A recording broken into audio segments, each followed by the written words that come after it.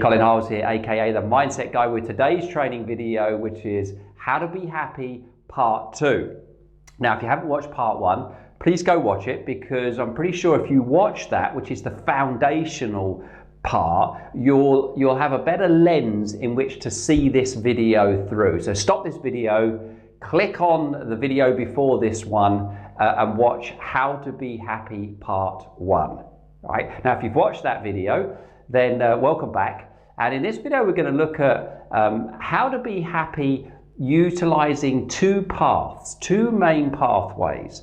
And I have to credit Tom Stevens' book, You Can Choose to Be Happy, as really helped me think a little bit about these two pathways. So you'll see here, last time we looked at current level of happiness and that we have a choice. And fundamentally, we're choosing one of these two pathways. And neither one is good nor bad, but they both have a sort of a positive and negative to them, which I want to share with you in this video. So let's look at the first pathway. Now, the first pathway is the external pathway.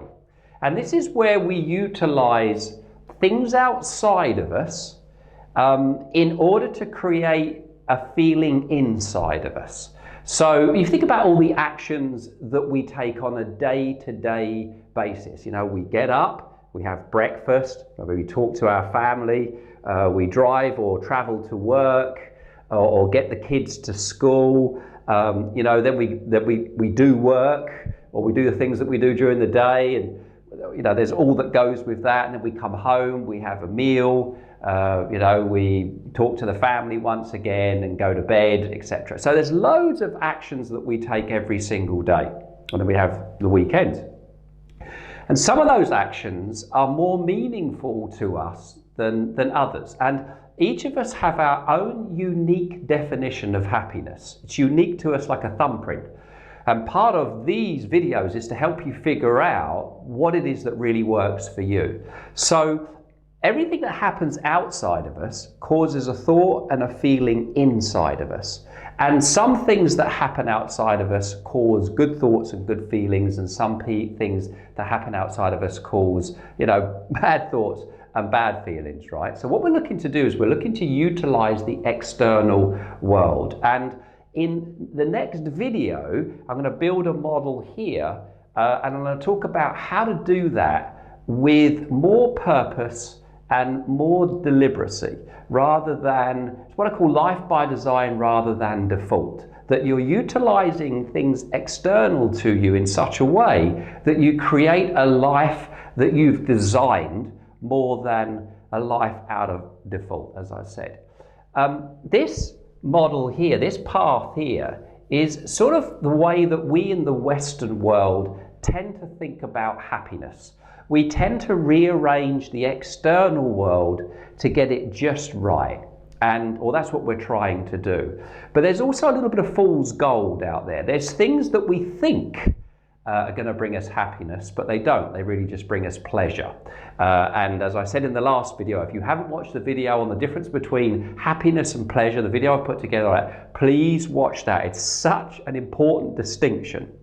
And so the sort of the shadow side, or the negative side of this path, is what we would know as materialism, you know, living a materialistic life. It's where we want all of the toys and the fancy things and the things that glitter, because we believe that they're going to bring us happiness. And some of those things will, and some of those things will have a deeper meaning for us, for sure, because relationships are things that are outside of us. And you know, there's certain relationships that will be very meaningful and very fulfilling for us, and will bring us a great sense of happiness and satisfaction.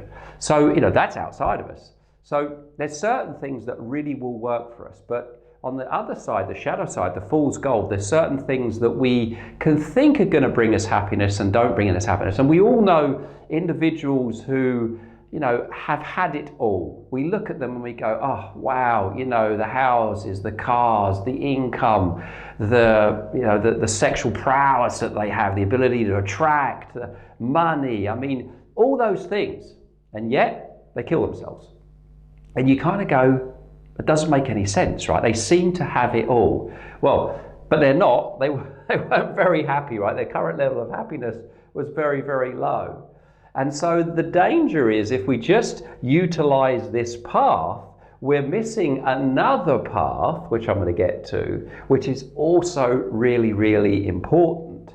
And that if we rely just on this path here, we'll never max out fully on happiness. We'll get so far and life will be so good, but we'll never fully max it out. Why is that? Well, because the external world is always in flux. It's always changing. So you could just about get all the pieces of the jigsaw together and everything is real, real good. And then wham, you're hit with a curveball. Maybe you go in and you're told that you no longer have a job. Or your partner comes home and says, I want a divorce. Or you go to the doctor and the doctor says, you've got a serious disease. Bang! And all of a sudden then, well, what happens? Well, what you had is just gone. So the external world is always in flux. And so if we're reliant on that as our source of happiness, it's a bit this. Hope it all goes well. And hope is never a good strategy if we're making happiness something that's really important to us. Now also, this path, the external path here, is an indirect path to happiness. It's not direct, it's indirect. Which is a bit like, we live here in Spain. I'm looking out a window here. It's beautiful blue skies today. And people come to Spain and their goal is to get a suntan, right? So they'll lie in the sun, and they want to get that suntan, got to get that suntan every opportunity they can. They'll be out in the sun all day. And then you watch the children who don't really have a goal to get a suntan, but they have a goal to have a lot of fun, playing in the sea, playing in the pool, messing around. And when they jump on the plane, what do you see? Kids with a suntan, parents with a suntan. Now the kids have got the suntan indirectly. They have just had fun. They've just been playing games. They've just been doing what they really want to do. And as long as their skin's been getting a little bit of the sun, they'll have a bit of tan. I know sometimes, we'll keep them really covered up or have high factor suntan, which makes it, impossible. But you know what I mean, right? Indirectly.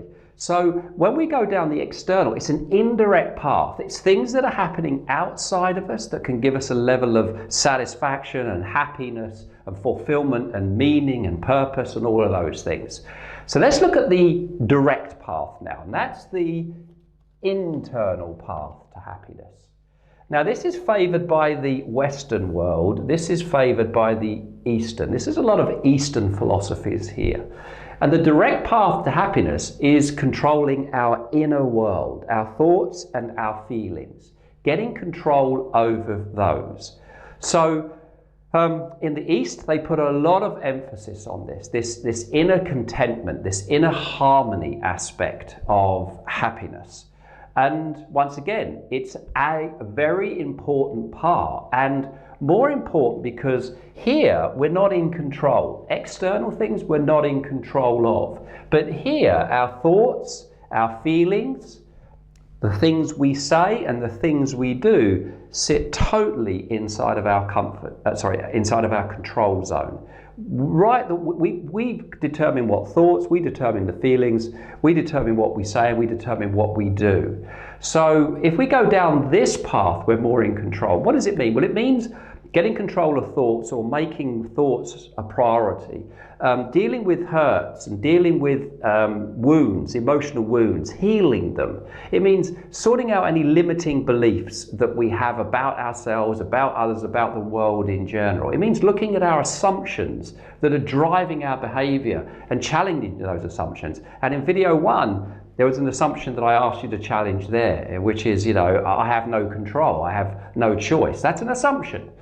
Well, what if you challenge that assumption? You may find that the opposite is actually true.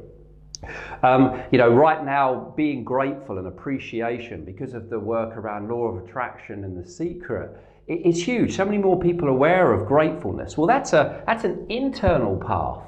That's not reliant on what's going on outside of us. It's reliant on what we're doing. It's about finding things that we're grateful for, things that we can appreciate. Appreciation creates, different feelings, abundant type feelings, which means that, of course, we are energetically going out into the world and vibrating a very different, energy, which then bounces back. So this is why this is quite a popular one right now, but it's also a very important one because it's something we're in control of. And a very good story to tell of this is a book that I read called Man's Search for Meaning by Viktor Frankl. Powerful book. One of those books in my library that, you know, is sort of a top 10 book, life-changing book. And Viktor Frankl was a Jew in the Second World War, and he was put into a number of camps, and one of them was Auschwitz. Now, he decided that he was going to, as positively as possible, go through this experience. And when you consider the outside world, when you know, the external environment around him, all right, very little food, so starving, beaten pretty regularly, was tortured, see many of his friends and family killed.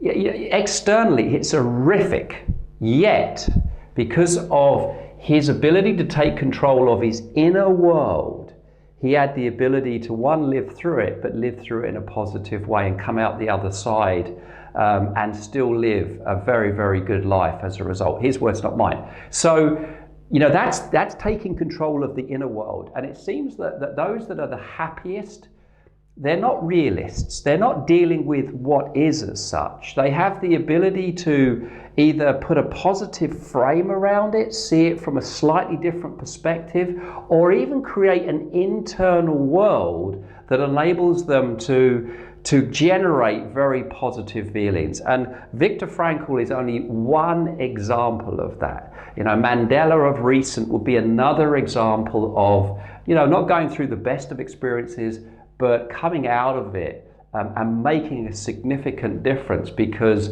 of his level of positivity, his level of love for, you know, his fellow man, and also you know, being a visionary for what could be done. He had the ability to come out and be very angry and very bitter. Would have created a very different world as a result, right? So there's something there that's really interesting to explore, and that's what I'd like to explore in video number, where are we? Video number 4. And I'm going to build a model up here where I'm going to do that. Now, I just want to say that, you know, life is a journey, and our life changes as we go through the journey. We have different values and priorities at different times in our lives. You know, when you're single, it's different than when you're in a relationship, which is different than if you've got children, which is different than if you've got a job. I mean, it's constantly changing. And the key is not to make any one of these, you know, the sole route to happiness. And it's about having a number of different routes to happiness and finding what's unique to us and what really works for us, because there could be a time in your life where you can be really strong here and a little more weak here, and a time when that can reverse as well, depending on what's going on. So if we put an over-reliance in one area, it can be very, very dangerous. So if I give you an example, so, you know, coaching a female recently who's gone through a divorce. I won't use her husband's real name, but I'll say Kevin. And she said to me, Colin, you know, Kevin was my whole life. Now listen to that. Was my whole life. He was everything to me. Now, what's the danger of making one person the sole, you know, the sole source of happiness? Well, there's an example. That one person is no longer there. And so all of a sudden, what was her whole life is now a big hole in her life. And so it's important that we, you know, build, and this is external obviously, build an external network which enables us to be more balanced. Or another example could be, you know, a mother that has realized happiness through the children. And whilst the children is there, it's like, I have meaning, I have a purpose, I'm happy. Yes, they can be little sods at times, and yes, they can stress me out, and yes, I've gone grayer as a result of that, but I love my kids. And then the kids fly the nest. Then what? You know, all of a sudden, they could be down this end here, unhappy, depressed, down, despondent, don't know what to do, lost, confused. All right, and that's because everything was channeled into the kids. So it's really important that we don't just put all of our focus in one area and look for one source, that we have many different sources that bring us this thing called happiness, contentment, a good feeling, positivity, optimism, all of those things, all right? So, as I say, very, very, very important that we're not reliant. So here's your homework really for this video today. Firstly, I want you to figure out what are you choosing? You know, what is your preferred choice? Are you more an external or are you more internal when it comes to happiness? So that's first thing, all right? Secondly, if you're internal or external, do you have a sole source of happiness? You know, is there one or two things that really make the difference for you? And if they are, what are they? Okay? And then to think about what's the danger of only that being the sole source. So for you to figure out, okay? Now, when we come back in video number 3, we're going to look here at how to really make this work well for you. And I'm going to show you how to make decisions that are aligned with your values, the spiritual side of who you are, how to get absolute alignment. And it's one of the tools that I use myself, and I love it. It's so simple, but it's so powerful that you can very quickly begin to shift the level of satisfaction. So if you've found yourself moving down from happy to unhappy, how you can quickly switch tracks and then move up here with this little tool. So thank you once again for listening to today's video. Please leave me a comment, all right? Some of you I know you're busy and you've got lots on, but a little comment does make a difference. Please help spread the word. If you are in a hurry, then at least leave me a score. 1 being not very good, 10 being really good. Let me know what you think. You could do that in the time that you've got. I know it only takes you a couple of seconds to do. Thank you very much. I'll see you on video number 3. Hold on, now did you enjoy that video? Well, if you did, I would like to show you how you can train your mind to perform how you want it to so that you can break through to the next level with my advanced mind power training. It's totally free and you can get it by going to www.advancedmindpowertraining.com or clicking on the link below this video. I'll see you on the next video.